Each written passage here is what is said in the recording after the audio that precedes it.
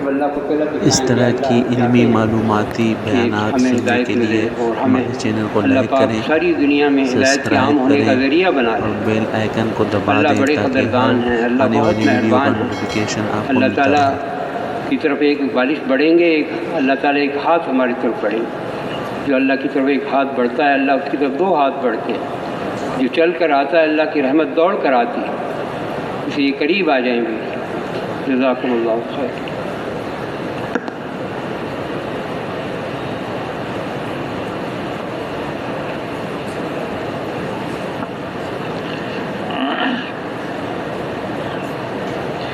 بسم اللہ الرحمن الرحیم، نحمدہ و نصلی علی رسولہ الکریم۔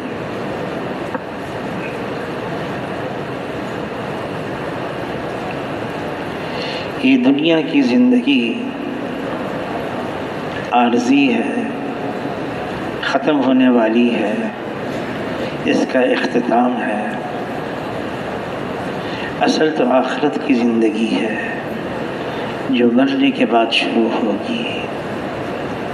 حضور صلی اللہ علیہ وسلم فرماتے ہیں، جس کا مفہوم ہے اس دنیا کو اللہ نے پیدا کیا تمہارے لیے، یہ سارا نظام دنیا کا یہ ہمارے لیے ہے، لیکن آگے فرمایا وَإِنَّكُمْ خُلِقْتُ لِلْآخِرَةِ، تمہیں اللہ نے بنایا ہے آخرت کے لیے۔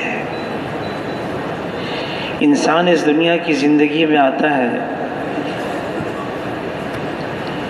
یہ سمجھتا ہے کہ یہ زندگی ہے، یہ اصل میں موت کا انتظار ہے۔ بچہ پیدا ہوا، ایک کان کے اندر اذان کہہ دی گئی، دوسرے کان میں اقامت، پھر نماز جنازہ ہے، نماز جنازہ میں نہ اذان ہے نہ اقامت ہے، وہ ہو گئی۔ آخرت کی زندگی اصل ہے، اور دنیا میں جو انسان کرے گا، بھلا کرے گا برا کرے گا، اس کا آخرت میں بدلہ ملے گا۔ جزا اور سزا کی جگہ آخرت ہے، لیکن اعمال کے اثرات دنیا میں بھی پڑتے ہیں۔ اللہ نے پچھلی قوموں کے واقعات ہمیں سنا دیے۔ قوم عاد جب اللہ کی نافرمانی کی، اللہ نے ایک ایسی سرکش ہوا بھیج دی، وہ ساری قوم ختم ہو گئی۔ قوم سمود جب انہوں نے اللہ کی نافرمانی کی تو ایک فرشتے کی چیخ سے ساری قوم ختم ہو گئی۔ قوم لوط جبرائیل علیہ السلام نے اپنے ایک پر کے ایک کونے میں سے ساری بستی کو اوپر اٹھایا اور وہاں سے پلٹ دیا، پھر آگ اور پتھر ان پر برسائے گئے۔ یہ سارے واقعات ہمیں اللہ نے سنا دیے۔ دنیا میں بھی اثرات پڑتے ہیں، اور اللہ تعالیٰ کلام پاک میں فرما رہے ہیں ظہر الفساد فی البر والبحر بما کسبت ایدی الناس۔ جتنا فساد خشکی اور تری میں ہے، اللہ فرما رہے ہیں انسانوں یہ سب تمہارے اپنے ہاتھوں کی کمائی ہے۔ تو ایک تو دنیا کے اندر اس وجہ سے پریشانی آتی ہے، نافرمانی اللہ کی، غفلت، کوتاہی، گناہ، اس کی وجہ سے، اور ایک حالات غیر سازگار ہو جاتے ہیں، آزمائشیں آتی ہیں۔ دونوں میں فرق ہے۔ گناہوں کی وجہ سے جو اللہ کا عذاب آتا ہے اس سے انسان پریشان ہو جاتا ہے، اور آزمائش آتی ہے اس سے اس کے درجات اونچے ہوتے ہیں۔ حضور صلی اللہ علیہ وسلم سے پوچھا، اے اللہ کے رسول، دنیا میں آزمائشیں کیوں آتی ہیں؟ حالات غیر سازگار کیوں ہو جاتے ہیں؟ تو فرمایا سب سے زیادہ دنیا میں آزمائشیں انبیاء علیہ السلام پر آتی ہیں۔ پھر فرمایا جو ان کے قریب ہوتا چلا جائے گا ان پر آزمائشیں آئیں گی، یہاں تک کہ وہ زمین پر چل رہا ہوگا اور اس کے اوپر کوئی گناہ باقی نہیں رہے گا۔ ہم سے کہا گیا ہے اللہ سے ہمیشہ عافیت مانگو، خیریت مانگو، سہولت مانگو، سلامتی مانگو۔ ایمان کے بعد سب سے بڑی دولت عافیت کی ہے، لیکن اللہ کی طرف سے کوئی پریشانی آ گئی تو رضا بالقضاء، ہم اللہ کی تقدیر سے راضی ہیں۔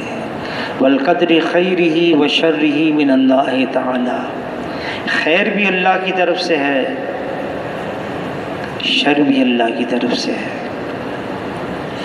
آدمی جب آزمائشیں آتی ہیں، وہ کون ہے جو ضبط کرے گا، جو برداشت کرے گا، جو سہ جائے گا؟ وہی برداشت کر سکتا ہے جس کا ایمان اس سطح کا ہو۔ ایک صحابی ہیں ابو طلحہ، بیوی ان کی صحابیہ، اللہ نے ان کو ایک بچہ دیا، لڑکا دیا۔ وہ لڑکا بچہ بڑا ہونے لگا، رینگنے لگا، پھر چلنے لگا۔ پھر حضور صلی اللہ علیہ وسلم کے پاس وہ بچے کو لے کر آتے، حضور صلی اللہ علیہ وسلم بھی اس بچے سے مانوس ہو گئے۔ بچہ بیمار ہو گیا، اس کا علاج کرتے رہے۔ ابو طلحہ گئے ہوئے تھے اپنے کام دھندے پر، شام کو واپس آئے، پوچھا، بیوی سے پوچھا بچے کا کیا حال ہے؟ بیوی نے کہا آرام ہے، سکون ہے۔ مطمئن ہو گئے۔ رات ہو گئی، پھر جیسے میاں بیوی آپس سے ملتے ہیں، ملاقات کی رات کو۔ جب تہجد کا وقت ہوا، بیوی نے کہا تم سے ایک بات کرنی ہے۔ کیا بات کرنی ہے؟ یہ پوچھنا ہے اگر کوئی امانت دے اور پھر وہ امانت واپس لے لے، کیا کرنا چاہیے؟ تو صحابی نے فرمایا اگر امانت دی ہے اس کی ہے، وہ مانگ رہا ہے، اس کو واپس کر دو۔ بیوی نے کہا بس میں یہی کہنا چاہتی ہوں، اللہ نے ایک امانت دی اور واپس لے لی، پریشان مت ہو، میں نے اس کو نہلا کر کفنا کر تیار کیا ہوا ہے، فجر کی نماز کے لیے جاؤ گے ساتھ لے کے جانا، حضور صلی اللہ علیہ وسلم نماز جنازہ پڑھا دیں گے۔ حضور صلی اللہ علیہ وسلم وہ تو حیران ہو گئے، ایک عورت ہے، ماں ہے، اور اس کا یہ کردار ہے۔ صحابی بچے کو لے کر گئے جنازہ، حضور کی خدمت میں سارا قصہ سنایا۔ اے اللہ کے رسول، رات کو ہم نے تو صحبت بھی کر لی، حضور صلی اللہ علیہ وسلم نے دعا دی، آج کی رات کی صحبت اللہ تمہیں ایک ایسا لڑکا دیں گے جس سے دیندار پیدا ہوتے رہیں گے۔ وہ ایمان ہے، آزمائشیں آئیں گی، ضرور آئیں گی۔ اللہ تعالیٰ نے کلام پاک میں فرمایا ہے ہم تمہیں آزمائیں گے جیسے پچھلی قوم کو آزمایا ہے، ہم آزمائیں گے۔ کیسے آزمائیں گے؟ کبھی بھوک سے، کبھی خوف سے، کبھی نقصان سے۔ مانگنا تو اللہ سے ہمیشہ عافیت چاہیے، خیریت چاہیے، لیکن ہمارے لیے تو آخرت ہے۔ کامیابی کیا ہے؟ اللہ تعالیٰ واضح فرما رہے ہیں وَمَنْ زُحْزِحَ عَنِ النَّارِ وَأُدْخِلَ الْجَنَّةَ فَقَدْ فَازَ۔ جو جہنم سے کھینچ لیا گیا ہو، جنت میں داخل کر دیا گیا ہو، بس یہی کامیاب ہے، اس کے علاوہ کوئی کامیابی نہیں۔ ہمیں یہ طے کرنا ہوگا ہمیں دنیا چاہیے یا آخرت چاہیے۔ اگر دنیا چاہیے تو اللہ دے دیں گے۔ کافروں کو بہت دیا ہے، اتنا دیا ہے، پھر یہ بھی فرما دیا اگر ایمان والوں کی ایمان کا ڈر نہ ہوتا، یہ کافر رات کو سوتے، صبح کو اٹھتے اور اپنے زینوں کو، اپنی چھتوں کو چاندی اور سونے کا پاتے۔ دنیا کی اللہ کے یہاں کوئی وقت اور قیمت نہیں ہے۔ اگر مچھر کے پر کے برابر بھی یہ دنیا اللہ کے یہاں قیمتی ہوتی، اللہ تعالیٰ کافروں کو ایک گھونٹ پانی کا نہ دیتے، بے قیمت۔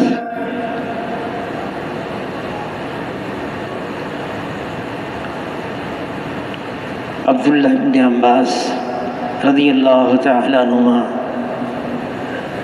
اپنے ساتھی سے کہنے لگے دیکھو وہ دور جو حبشن عورت ہے، بوڑھی عورت ہے، وہ جنتی ہے۔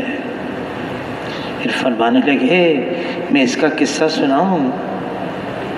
میں ایک دفعہ حضور کے پاس بیٹھا ہوا تھا، چھوٹی عمر، جب حضور کا وصال ہوا تو عبداللہ ابن عباس رضی اللہ تعالیٰ عنہ 10 سال کے تھے۔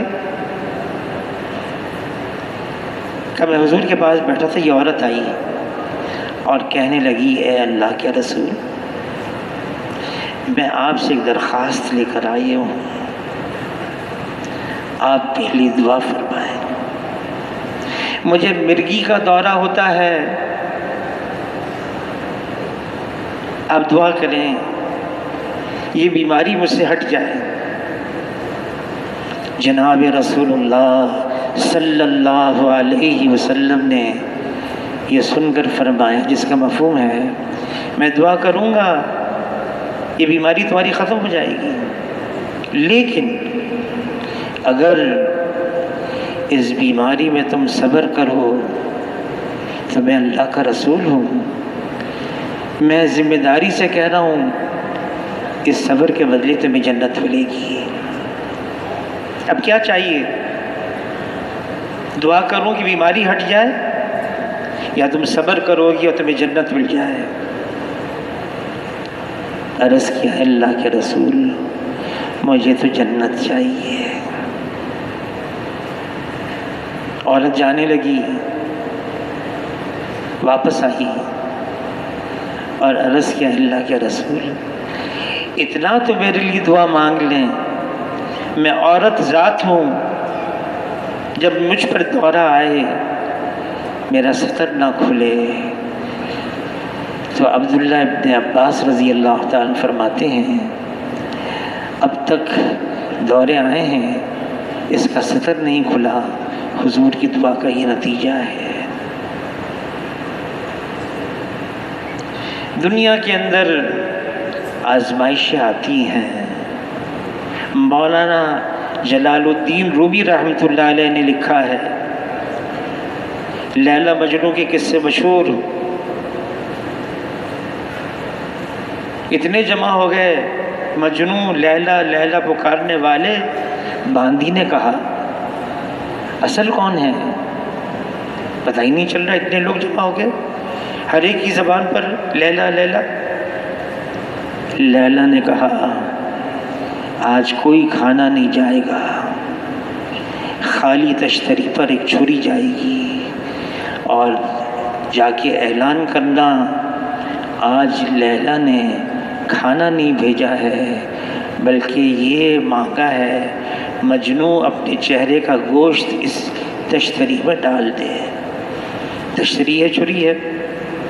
باندی نے اعلان کیا، سب بھاگ گئے، ایک رہ گیا جو اصل تھا، آگے آیا، چھری اٹھائی، چہرے کا گوشت، پیشانی سے، گال سے، ناک سے چہرہ خون خون کر دیا۔ باندی آئی کہ سب چلے گئے، ایک رہ گیا۔ تو لیلا نے کہا یہ کوئی مشکل کام نہیں ہے۔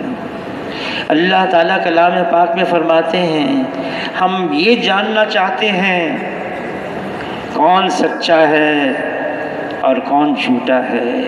یہ لا الہ الا اللہ کا اقرار کرنے والے کس نے سچے دل سے اقرار کیا ہے؟ یہ لا الہ الا اللہ صرف کلمہ طیب نہیں ہے، صرف کلمہ اخلاص نہیں ہے، یہ کلمہ ایمان ہے۔ لا الہ الا اللہ یہ وہ کلمہ ہے جس میں لا پہلے ہے، نفی پہلے ہے، انکار پہلے ہے۔ لا، اللہ کے علاوہ جو کچھ ہے وہ اللہ کا غیر ہے، وہ اللہ کا سوا ہے، وہ اللہ کا ما سوا ہے، اور جو اللہ کا غیر ہے وہ اللہ کے بغیر کچھ کر نہیں سکتا ہے۔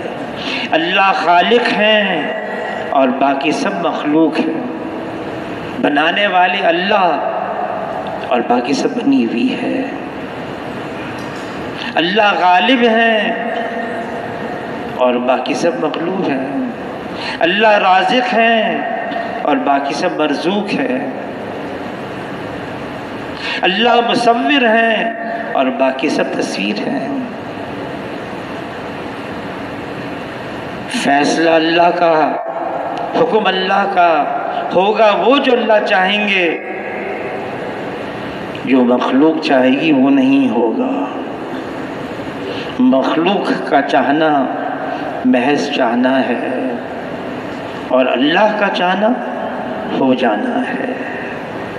جیسے ساری مخلوق وجود میں آنے کے لیے اللہ کی محتاج ہے، ایسے ہی ساری مخلوق استعمال ہونے میں بھی اللہ کی محتاج ہے۔ سب اللہ کے محتاج،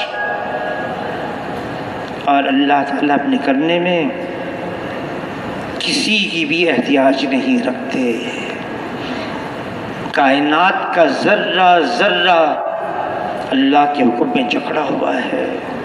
ایک پتا بھی اس دنیا میں اللہ کے حکم کے بغیر ہل نہیں سکتا ہے۔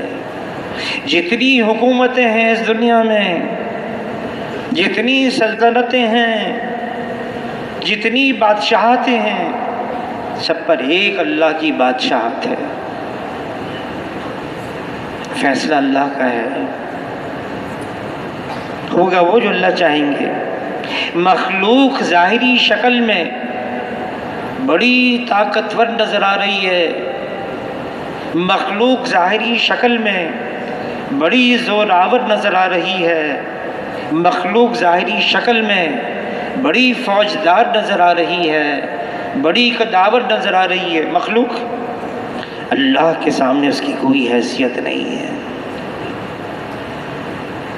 مخلوق کر کیا سکتی ہے؟ سب کو فنا ہے، باقی رہنے والی ذات صرف ایک اللہ کی ہے۔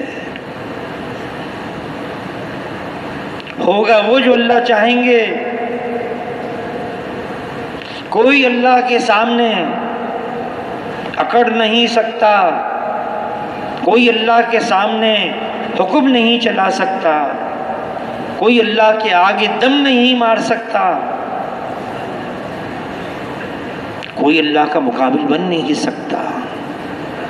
اگر کسی نے ایسی غلطی کی، بے وقوفی میں غلطی کر لی، انجام اللہ نے قرآن میں سنا دیے سب کے، جنہوں نے یہ بے وقوفی کی۔ انا ربکم الاعلی، میں سب سے بڑا رب ہوں۔ فرعون ڈبکیاں پانی میں، ہوش ٹھکانے آ گئے۔ اب میں ایمان لایا موسیٰ اور ہارون کے رب پر، کوئی فائدہ نہیں، وہ تو ڈوب گیا۔ نمرود اللہ کی ایک کمزور مخلوق مچھر ناک کے ذریعے سے دماغ میں پہنچ گیا، وہی اس کی موت کا سبب بن گیا۔ اللہ کے ساتھ مقابلہ، اللہ کے آگے اکڑنا، یہ کائنات اللہ کی ہے، اس کو اللہ نے بنایا ہے۔ زمین کو بنایا، بچھا دیا، پہاڑوں کو اس پہ گاڑ دیا، سمندروں کو چیر دیا، دریاؤں کو روا کیا، آسمان کو بغیر ستون کے بلند کیا، بادل سے بارش کو برسایا، دن اور رات کا نظام قائم کیا۔ اگر تا قیامت رات کا اندھیرا ہوتا، اللہ کے علاوہ کون جو دن کا اجالا لے آئے؟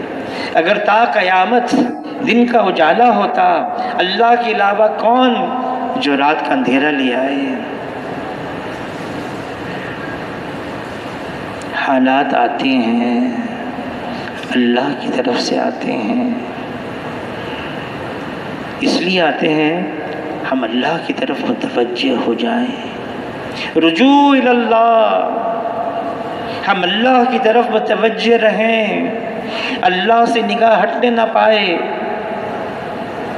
مال، نقشے، چیزیں، ہتھیار، عہدہ، منصب، یہ کیا چیزیں ہیں؟ نگاہ اللہ پر جمی رہے، کرنے والی ذات اللہ کی ہے۔ جتنے بھی انبیاء علیہ السلام آئے، آدم علیہ السلام سے لے کر جناب رسول اللہ صلی اللہ علیہ وسلم تک، ہر نبی نے ایک ہی آواز لگائی، یا ایھا الناس قولوا لا الہ الا اللہ تفلحوا، اے انسانوں لا الہ الا اللہ کا اقرار کر لو، کامیاب ہو جاؤ گے۔ یہ لا الہ الا اللہ صرف بول نہیں ہے، ہاں یہ بول بہت قیمتی ہیں، بہت وزنی ہیں۔ اگر صرف کلمے کے بول کو ساتوں زمین اور آسمان کے اوپر رکھ دیا جائے تو ساتوں زمین اور آسمان اس کلمے کے وزن سے دب جائیں، بول اتنے قیمتی ہیں۔ لیکن کلمے کی حقیقت ایمان، کلمہ ایمان ہے، یہ کلمہ معرفت ہے، یہ وہ کلمہ ہے جس کے ذریعے سے اللہ کو پہچانا جا سکتا ہے۔ اللہ کے علاوہ جو کچھ ہے اس کا تاثر دل و دماغ سے نکل جائے۔ اللہ کو تو کوئی دیکھ نہیں سکتا دنیا میں، وہم و گمان اللہ کو پا نہیں سکتے، حوادث اللہ کے اوپر اثر انداز ہو نہیں سکتے۔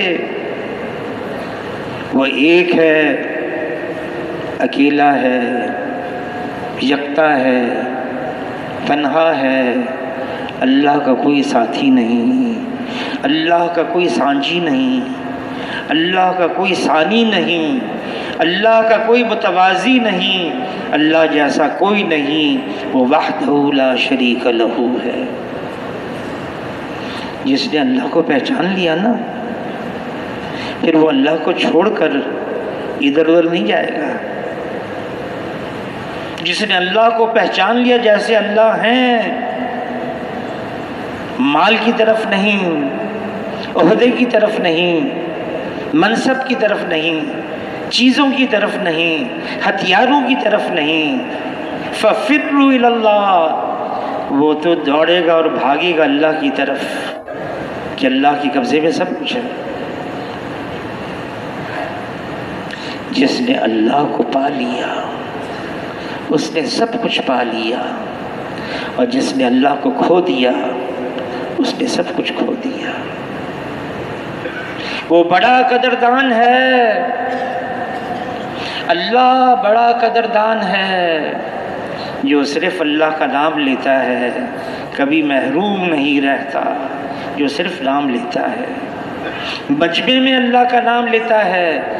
اللہ تعالیٰ فرشتوں کے مجمع میں اس کا نام لیتے ہیں۔ کوئی چپ کے اللہ کا نام لیتا ہے، پھر اللہ بھی چپ کے اس کا نام لیتے ہیں۔ جو اللہ کا ہے پھر اللہ اس کے ہیں۔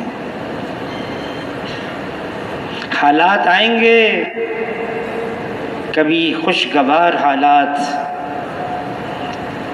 کبھی پریشان کن حالات، کبھی راحت کے حالات، کبھی تکلیف کے حالات۔ رجوع الی اللہ، اللہ کی طرف متوجہ ہو جانا۔ حضور صلی اللہ علیہ وسلم کے زمانے میں ذرا آندھی تیز چلتی، حضور صلی اللہ علیہ وسلم صحابہ کے ساتھ مسجد میں آتے، اللہ کی طرف متوجہ ہو جاتے۔ چاند گرن، سورج گرن، حضور صلی اللہ علیہ وسلم صحابہ کے ساتھ مسجد میں آتے، اللہ کی طرف متوجہ ہو جاتے۔ اللہ سے مانگنا ہے، جو مانگتا ہے اللہ دیتے ہیں۔ فرمایا جوتے کا تسمہ ٹوٹ جائے یہ بھی اللہ سے مانگو، گھر میں نمک کی ڈلی نہیں یہ بھی اللہ سے مانگو۔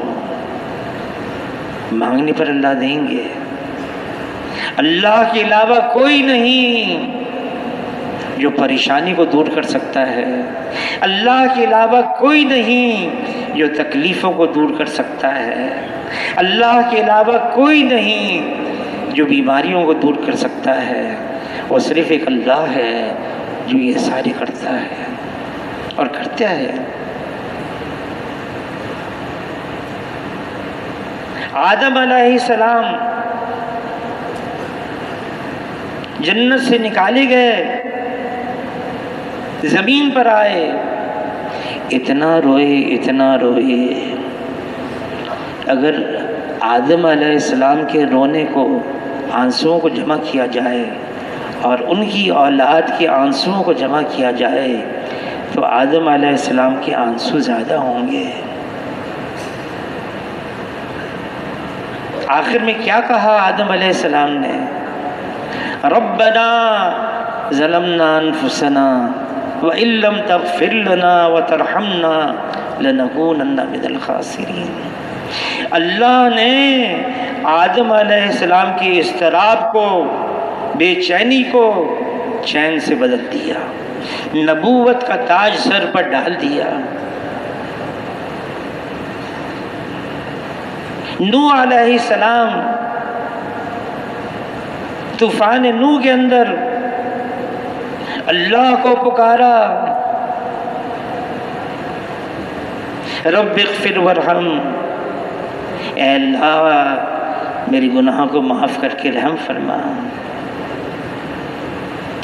اللہ تعالیٰ نے نوح علیہ السلام اور ان کے ماننے والوں کو جودی پہاڑی پر ان کو پناہ دے دی اور کنارے پر لگا دیا، بچا دیا۔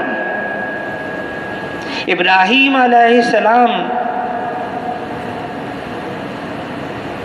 آگ میں ڈالے جا رہے ہیں، حالانکہ جبرائیل علیہ السلام بھی آئے اور عرض کیا ابراہیم علیہ السلام سے، میرے ساتھ فرشتہ ہے، ہوا کا بھی ہے پانی کا بھی ہے، آپ حکم کریں، اس آگ کو بجھا دیں گے۔ ابراہیم علیہ السلام، کیا اللہ نے بھیجا ہے؟ نہیں، اجازت لے کر آئیں۔ ابراہیم علیہ السلام نے فرمایا میرا اللہ میرے لیے کافی ہے، میرا اللہ میرے لیے کافی ہے۔ اللہ نے ابراہیم علیہ السلام کے لیے وہ آگ کو گل و گلزار بنا دیا۔ عرفہ جگہ ہے، ہم گئے تھے وہاں پر، وہ جگہ دیکھی جہاں نمرود نے 2 بڑے بڑے ستون بھی لگائے ہوئے نشانی کے طور پر، منجنی کے ذریعے سے یہاں سے ابراہیم علیہ السلام کو پھینکا تھا اس آگ میں، گل و گلزار بنا دیا۔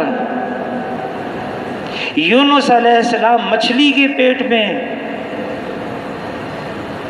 اللہ کو پکارا، لا الہ الا انت سبحانک انی کنت من الظالمین۔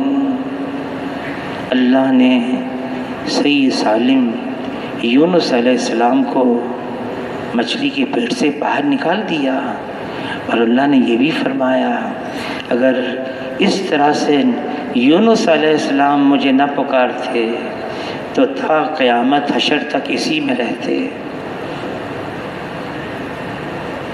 موسیٰ علیہ السلام اللہ کی طرف متوجہ ہو گئے، بحر قلزم 12 راستے بنا دیے اللہ نے، ہر قبیلے کے لیے جدا راستہ۔ موسیٰ علیہ السلام اور اس کی قوم بحفاظت چلی گئی ان راستوں سے، پیچھے فرعون اور اس کا لشکر وہی راستے میں ڈوب گیا۔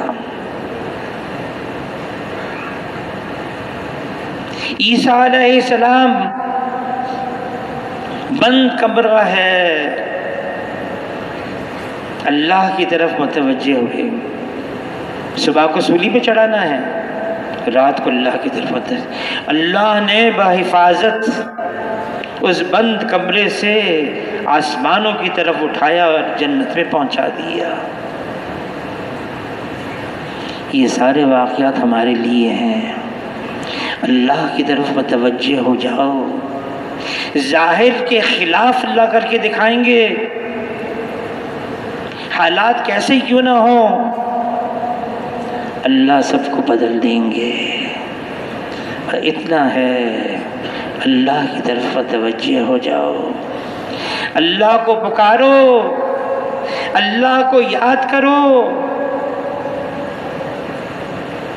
وہ ہر پکارنے والے کی پکار کو سنتا ہے، بڑا قدردان ہے، اللہ کی رحمت اللہ کے غضب پر غالب ہے، بندوں سے بڑا لگاؤ ہے۔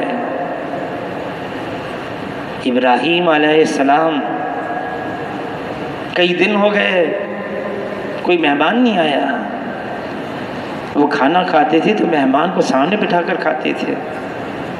جس گھر میں مہمان آتا ہے نا، اللہ کی رحمت اس طرف آتی ہے، اللہ کی رضا کی نشانی ہے۔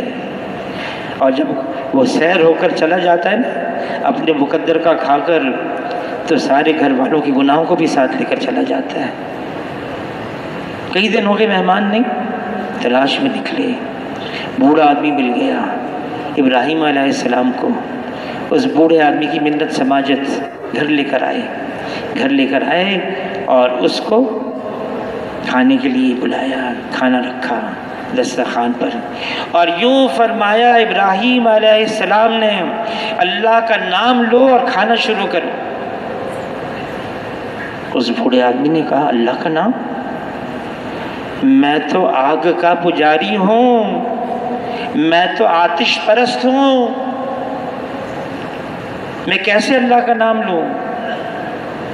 ابراہیم علیہ السلام تو اللہ کے خلیل تھے۔ اچھا تم آگ کے پجاری ہو، اٹھ جاؤ، اٹھا دیا، چلا گیا۔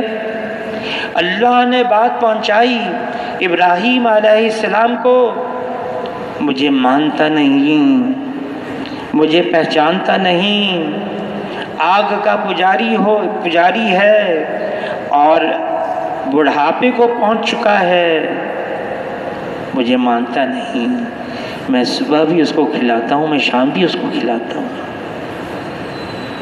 اللہ نے حکم دیا جاؤ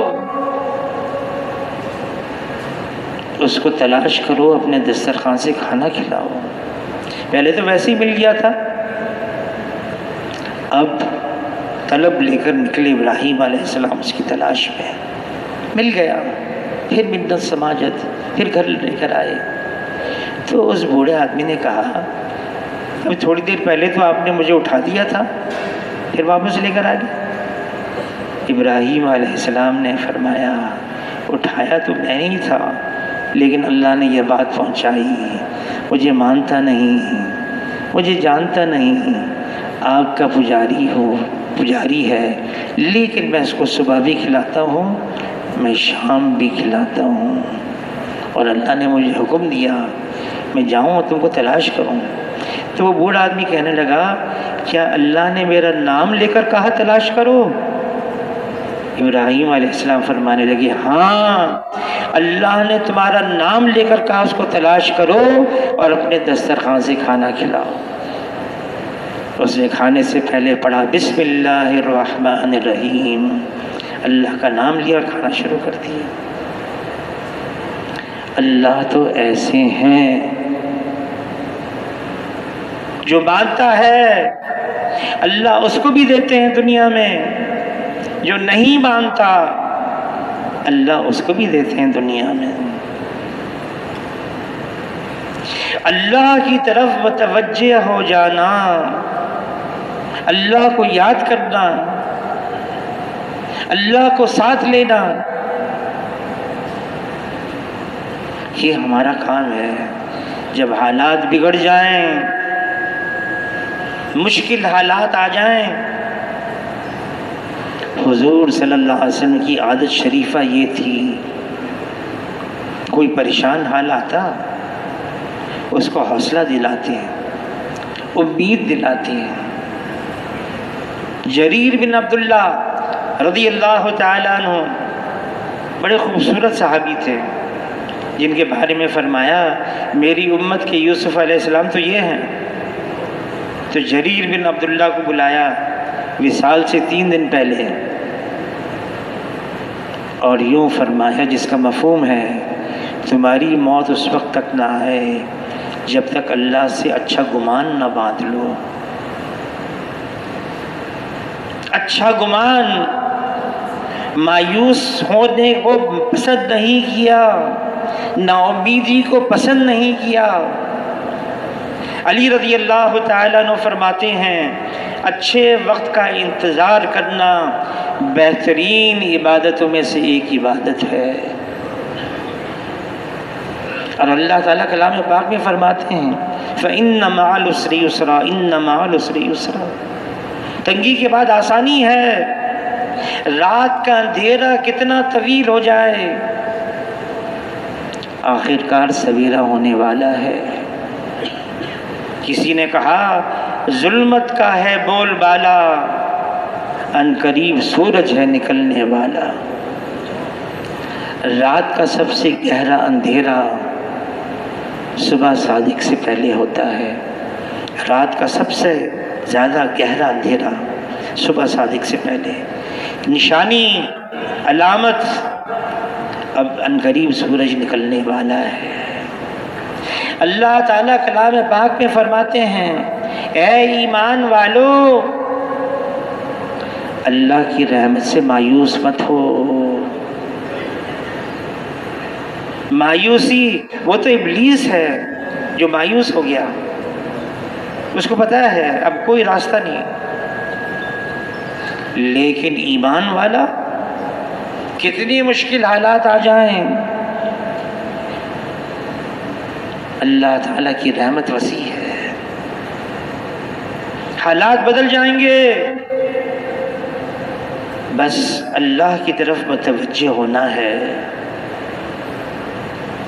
جو اللہ کو یاد کرتا ہے نا، اللہ کو یاد کرتا ہے۔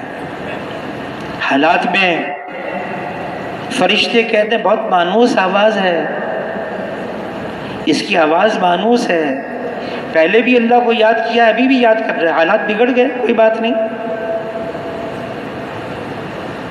حضور صلی اللہ علیہ وسلم نے صحابہ کرام کو اعمال پر ڈالا، عمل مانگو اللہ سے دعا مخ العبادہ ہے، عبادت کا مغز ہے، مانگو۔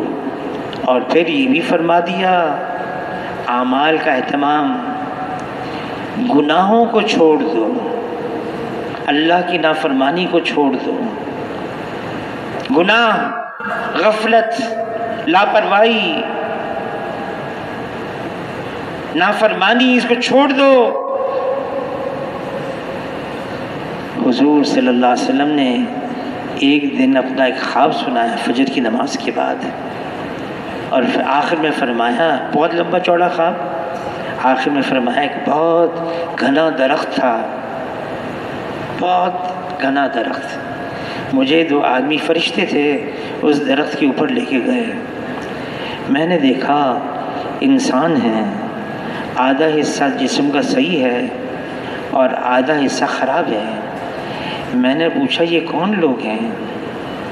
تو ان 2 آدمیوں نے، فرشتوں نے بتایا یہ نیکی بھی کرتے تھے اور برائی بھی کرتے تھے، اس لیے ان کا آدھا جسم اچھا ہے، آدھا جسم خراب ہے۔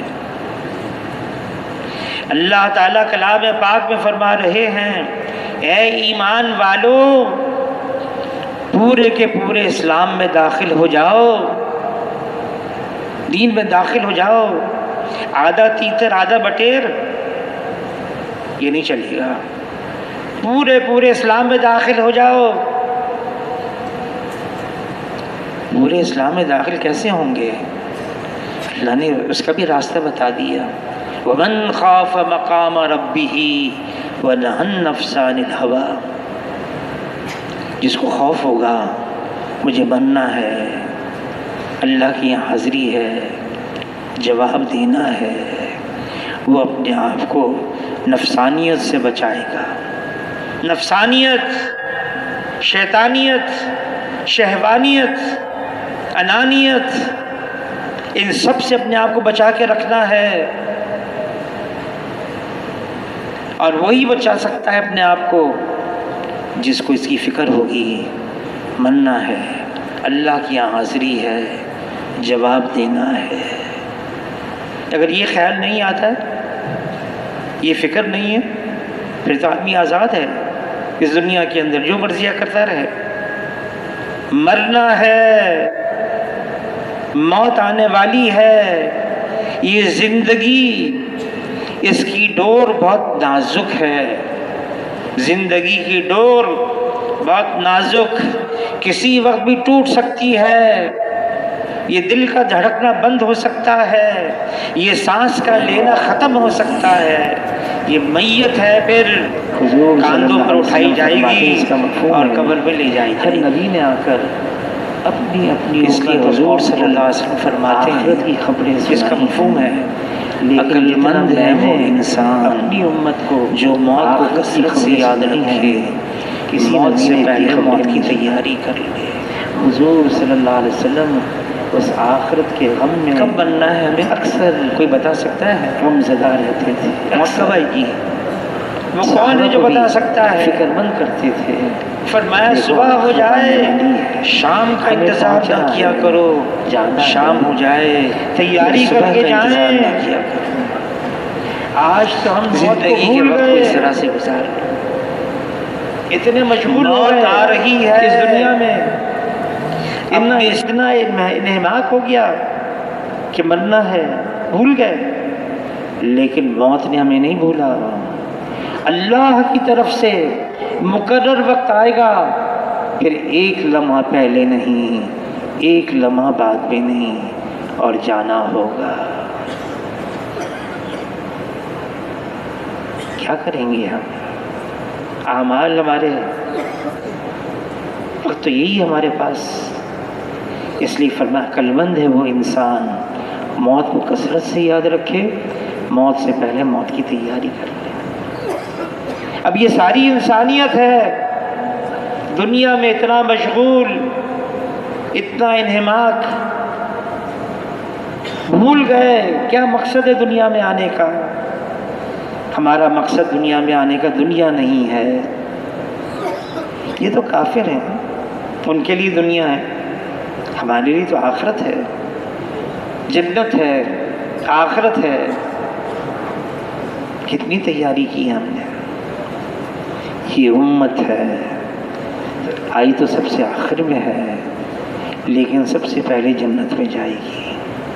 حضور صلی اللہ علیہ وسلم کی امت کوئی خاص قوم کا نام نہیں ہے، علاقے والوں کا نام نہیں ہے، زبان والوں کا نام نہیں ہے، طبقے والوں کا نام نہیں ہے، بلکہ مختلف قوموں سے، قبیلوں سے، علاقے والوں سے، زبان والوں سے، طبقے والوں سے یہ امت بنی ہے.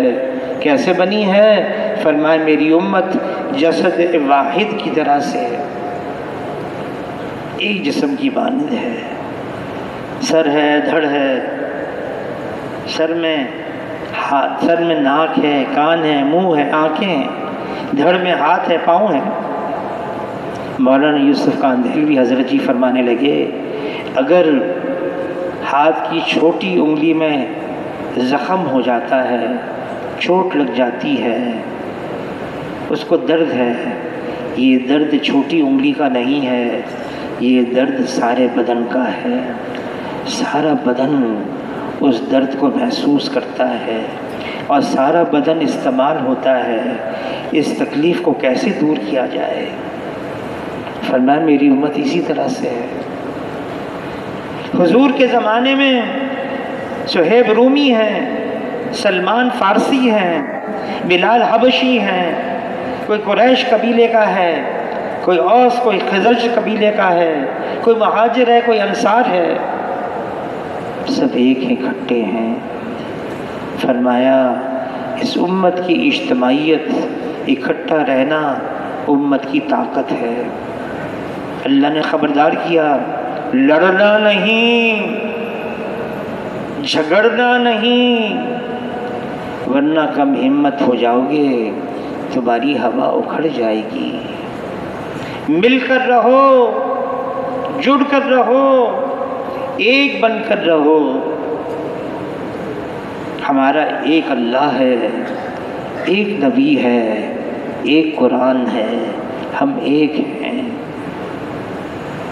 آداب بتا دیے مل کر کیسے رہ سکتے ہیں جب ہر فرد معاشرے کا اپنی حیثیت کو مٹا دے. میں کچھ بھی نہیں، میری کوئی حیثیت نہیں، دوسرے مجھ سے اچھے ہیں، میں سب سے کم تر ہوں. یہ خالی الفاظ نہیں، حضور صلی اللہ علیہ وسلم شیخ سعدی فرماتے ہیں لا يمکن الثناء کما کان حقہ بعد از خدا بزرگی. قصہ مختصر، اللہ کے بعد رتبہ ہے حضور صلی اللہ علیہ وسلم کا ہے، لیکن حضور صلی اللہ علیہ وسلم کی دعاؤں میں ایک دعا ہے اللہم اجعلنی فی عینی صغیرا وفی اعین الناس کبیرا. اے اللہ مجھے اپنی نگاہ میں چھوٹا بنا دے، بے شک اوروں کی نگاہ میں اونچا کر دے. چھوٹا بن کر چلنا خامی تو ہم سب کے اندر ہے. وہ کون ہے جو یہ دعویٰ کر سکتا ہے میرے اندر کوئی کمی نہیں، کوئی خامی نہیں؟ کوئی ہے ایسا؟ کل بنی آدم خطاؤن، ساری خطاوار ہیں. ہاں ہمیں منع کیا ہے دیکھو خامیاں مت تلاش کرو، خوبیاں تلاش کرو، خامیاں نہیں. مولانا الیاس صاحب رحمۃ اللہ علیہ کے ملفوظات میں ہے دیکھو اصلاح کرنا تو بہت ضروری ہے، کسی کے اندر خامی ہے، لیکن اعتراض کرنا، مولانا الیاس صاحب رحمۃ اللہ علیہ کے الفاظ، اعتراض کرنا حرام ہے. جب آدمی اصلاح کی فکر کرتا ہے نا، اس کے اندر خیر خواہی کا جذبہ، محبت کا جذبہ، شفقت کا جذبہ، الفت کا جذبہ، یہ میرا بھائی ہے اس کا نقصان نہ ہو جائے. اور اعتراض نفرت کا جذبہ، سامنے والے کو نیچا دکھائیں، اس کی برائیوں کو اچھالیں، اس کی کمی بیان کریں۔ اور مولانا الیاس صاحب رحمۃ اللہ علیہ فرمانے لگے اعتراض اور اصلاح دونوں کی سرحدیں ملتی ہیں، ایک ضروری ہے اور ایک سے منع کیا ہے، سرحدیں ملتی ہیں۔ فرمانے لگے تبلیغ کا کام تو خوبیوں کا لین دین ہے، خوبیاں دیکھو، خامیاں مت دیکھو۔ اگر خامی نظر بھی آ جائے چھپاؤ، پردہ پوشی کرو، پردہ دری مت کرو، اس کو نہ اچھالو، بیان نہ کرو۔ پردہ پوشی، اگر تم نے پردہ دری کی کتنے بھائی کے عیبوں کی کھول دیا اوروں کے سامنے، اس کے گناہ، اس کی خامیاں، اس کی برائیاں، تو حدیث پاک کا مفہوم ہے اللہ تعالیٰ گھر بیٹھے رسوا کر دیں گے۔ بند کمرہ ہے، کھڑکیاں، دروازے سب بند، سب بند ہے،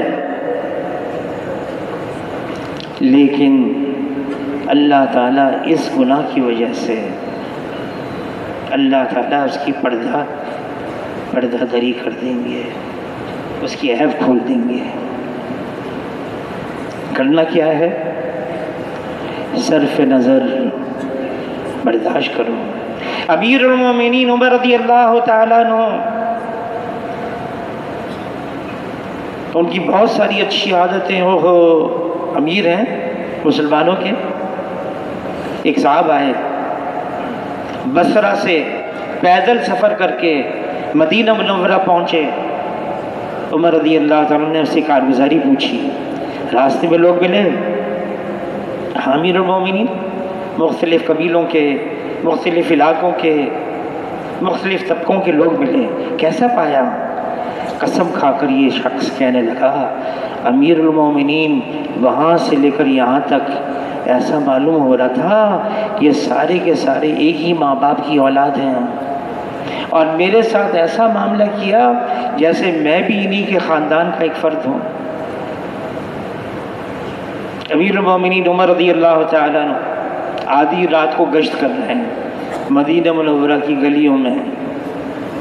ایک گھر میں سے عجیب آواز آئی، ان کے ساتھ ایک اور ایک صحابی ہیں عبداللہ ابن مسعود رضی اللہ تعالیٰ عنہ، انہوں نے کہا تم یہاں ٹھہر جاؤ، یہاں کھڑے ہو جاؤ، میں بھی آتا ہوں۔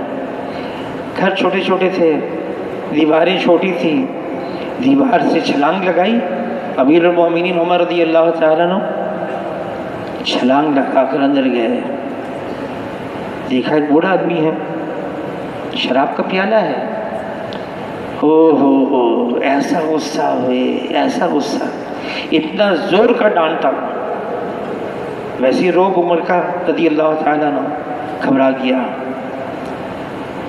تو کہنے لگا عمر ذرا ٹھہر جائیں، میں تو ایک گناہ کا مرتکب ہوں، میں آپ کو بتاؤں آپ نے کیا کیا غلطیاں کی ہیں۔ حضور نے حکم دیا ہے دروازے کے ذریعے سے گھر میں داخل ہوا کرو، جب داخل ہو تو سلام کیا کرو، لوگوں کے عیب کا ٹول مت لگاؤ، کیا خامی ہے اس کے اندر؟ میں نے تو ایک گناہ کیا، آپ نے تو 4 گناہ کر لیے۔ عمر رضی اللہ تعالیٰ عنہ چادر تھی، چیخ نکلی میں نے 4 گناہ کیے ہیں، اور منہ میں ڈال دی کہ عبداللہ ابن مسعود باہر کھڑے میں میری آواز نہ سن لیں۔ باہر آ گئے دروازے کے راستے سے، عبداللہ ابن مسعود کیا ہوا امیر المومنین؟ امیر المومنین کیا بات ہو گئی؟ کہا نہیں کچھ بھی نہیں، کچھ بھی نہیں۔ دن گزر گئے، عمر رضی اللہ تعالیٰ عنہ مجلس لگی ہوئی ہے، وہی بوڑھا آدمی آ گیا، سامنے بیٹھا ہوا ہے، نظریں ٹکرائیں، وہ تھر تھر کانپنے لگا، اب پتہ نہیں کیا ہوگا۔ مجلس ختم ہوئی، عمر رضی اللہ تعالیٰ نے اس کو بلایا، کان قریب کرو، کان قریب کیا. اس رات کا واقعہ میرے تمہارے اور اللہ کے درمیان میں ہے، کسی کو نہیں پتہ. اس شخص نے کہا امیر المومنین آپ بھی کان قریب کریں. اس کے بعد میں نے منہ نہیں لگایا، توبہ کر لی میں نے، کسی کو نہیں بتایا. چھپاؤ، اگر پیٹھ پیچھے بھی تم نے کسی کی برائی بیان کر لی یہ تو غیبت ہے، اور غیبت اشد من الزنا ہے. حضور صلی اللہ علیہ وسلم کی عادت شریفہ تھی، سامنے بھی کسی کی دل آزاری نہیں فرماتے تھے. اس کے چہرے پر کوئی ایسی بات نہ کرتے اس کو بری لگے نہیں. ہر ایک کی حوصلہ افزائی. ایک صحابی آئے اور عرض کیا اللہ کے رسول یہ میرا ساتھی اور میں ہم ابھی مسجد میں داخل ہوئے ہیں، جماعت کھڑی ہو گئی، صف. انہوں نے وہیں سے نیت باندھ دی اللہ اکبر، اور چلتے چلتے چلتے چلتے جا کے صف میں شریک ہو گئے. حضور نے اس سے پوچھا تم نے ایسا کیا؟ ہاں میں نے ایسا کیا. پھر فرمایا میں بتاؤں تم نے ایسا کیوں کیا؟ تم نے چاہا میں جلدی سے جماعت میں داخل ہو جاؤں اس لیے وہیں سے نیت باندھ لی، لیکن آئندہ ایسا نہیں کرنا. بس ختم. ڈانٹ ڈپٹ، شور شرابہ، حضور کو یہ بات پسند نہیں تھی. کبھی اپنی ذات کے لیے، کبھی دنیاوی کام کے لیے حضور صلی اللہ علیہ وسلم نے کسی کو ڈانٹا نہیں. ہاں صحابہ فرماتے تھے دونوں بہوں کے درمیان میں ایک رگ تھی، جب حضور کو غصہ آتا تھا تو یہ رگ پھول جاتی تھی اور ہم سمجھ جاتے حضور کو غصہ آ گیا ہے. لیکن غصے میں زور سے نہیں بولتے، بیٹھے ہوئے تو کھڑے نہیں ہوتے، کبھی انتقام نہیں لیتے، کبھی بدلہ نہیں لیتے. حضور صلی اللہ علیہ وسلم حالانکہ بعض لوگوں کی طرف سے تکلیف پہنچتی بہت زیادہ، درگزر کرنا، معاف کرنا. یہ امت ہے، یہ امت کو اجتماعیت ملی ہے، اکٹھا رہو، آپس میں جدا مت ہو، الگ مت ہو. اگر اکٹھا ہو گئے یہ ہماری قوت اور طاقت ہے. یہ نہیں فرمایا تمہاری طاقت ہتھیار ہیں، تمہاری طاقت جو ہے تعداد ہے، یہ نہیں فرمایا، بلکہ تمہاری طاقت اکٹھا رہنا ہے، اجتماعیت. یہ امت ہے. پھر اس امت کو ایک عجیب کام ملا ہے. عائشہ رضی اللہ تعالیٰ عنہ فرماتی ہیں حضور صلی اللہ علیہ وسلم اپنے حجر مبارک میں تشریف لائے، کوئی بات نہیں فرمائی. میں نے چہرے کو دیکھ کر سمجھ گئی کوئی بہت اہم بات آئی ہے، پیش آئی ہے. حضور صلی اللہ علیہ وسلم حضور فرما کر مسجد میں گئے اور ممبر پر چڑھ گئے، خطبہ دیا. میں دیوار سے لگ کر سننے کھڑی ہو گئی. کیا فرماتے ہیں؟ فرمایا لوگو امر بالمعروف اور نہی عن المنکر کرتے رہو. مبادہ وہ وقت آ جائے تم دعا مانگو اور قبول نہ ہو، تم سوال کرو سوال پورا نہ کیا جائے، تم دشمن کے خلاف مجھ سے مدد چاہو اور میں تمہاری مدد نہ کروں. یہ کلمات حضور نے فرمایا اور نیچے آ گئے. امر بالمعروف نہی عن المنکر، نیکی کا حکم کرنا، برائی سے منع کرنا. اگر دشمن کے خلاف مدد مانگیں گے اللہ سے تو اللہ مدد نہیں کریں گے. سوال کریں گے سوال پورا نہ کیا جائے گا. یہ کام ہے اللہ نے دیا ہے، بہترین امت ہے، ساری سابقہ امتوں کی سردار ہے.